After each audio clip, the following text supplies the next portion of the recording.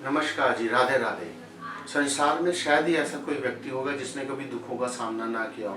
इस दुखों की घड़ी में मैं ज्योतिष आचार्य प्रवीण कुमार सोनी आज आपके द्वारा आया हूँ गुरुजी ऐप पे आपकी समस्याओं के समाधान करने।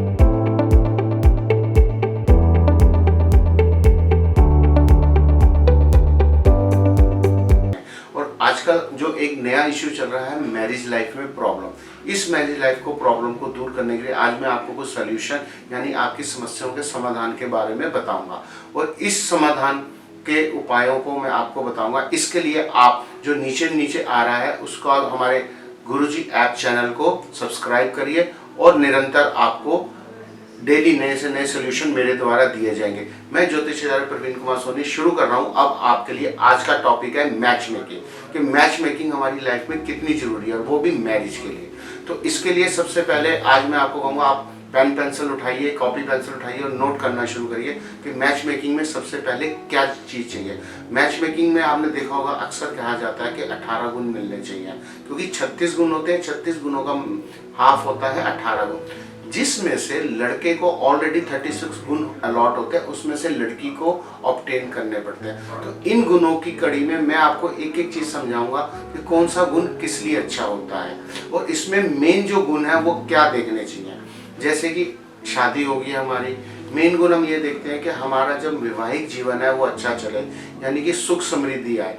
कि अगर आप बिजनेसमैन हैं या आप जॉब वाले हैं और लड़का भी जॉब वाला है या बिजनेसमैन है, तो हमारी अच्छी से एडजस्टमेंट बैठे, फाइनेंशियल ग्रोथ हो। तो उसके लिए सबसे पहले हम देखते हैं तारा चक्र। तारा चक्र में अगर हमारा अति मित्र मित्र मित्र आता है तो वो अच्छा है। उसके लिए हमें जो शास्त्रों में दिए गए हैं 3 अंक दिए हुए हैं, अगर वो 3 में से तीनों अंक मिलते हैं तो हमारे लिए अति उत्तम होता है। नहीं तो 1.5 यानी 1.5 गुण तो मिलना जरूरी है।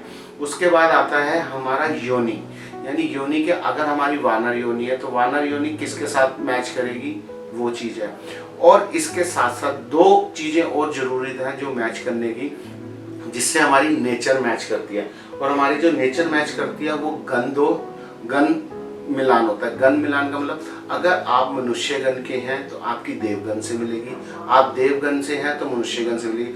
अगर मान लिया कई बार हमने देखा है कि मनुष्य गण होता है लड़के का, लड़की का राक्षस गण होता है, या लड़के का राक्षस गण होता है, लड़की का मनुष्य गण होता है, तो उनके आपस में मेल मिलाप में थोड़ा सा जो अपडेशन चलती रहती है, अप डाउन चलते हैं। क्योंकि आप भी समझते हैं कि मनुष्य का नेचर क्या है और राक्षस का नेचर क्या है और देव का नेचर क्या है। तो उसके नेचर के अकॉर्डिंग कुछ ना कुछ उनके अपनी प्रॉब्लम्स में अप डाउन आते थे। अगर वो मनुष्य वाला देवगण का है, देव है, तो अति उत्तम होता है।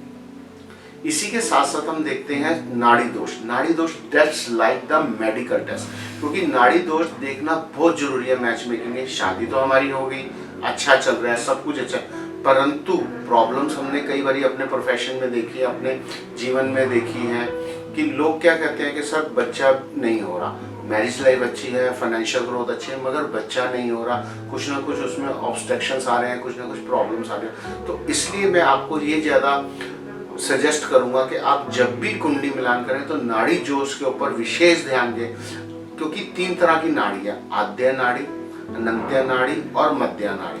तो इन 3 नाड़ियों में अलग अलग अगर नाड़ियां होती हैं तो बेबी होने के चांसेस यानी कि बच्चे का सुख होने के चांसेस बढ़ जाते हैं।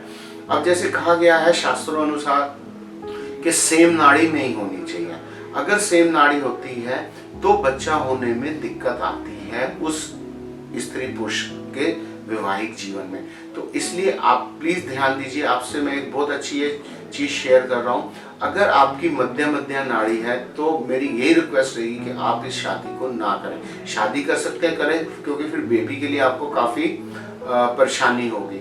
अगर मध्य अनंत्य है ओके है, अनंत्य है तो भी ठीक है, और आद्य तो भी ठीक है, मगर मध्य नाड़ी अगर सेम हुई तो आपको प्रॉब्लम्स का सामना करना पड़ सकता है बच्चे के बर्थ के टाइम पे, या बच्चा हो ना हो वो थोड़ा सा एक प्रश्न चिन्ह आ जाता है।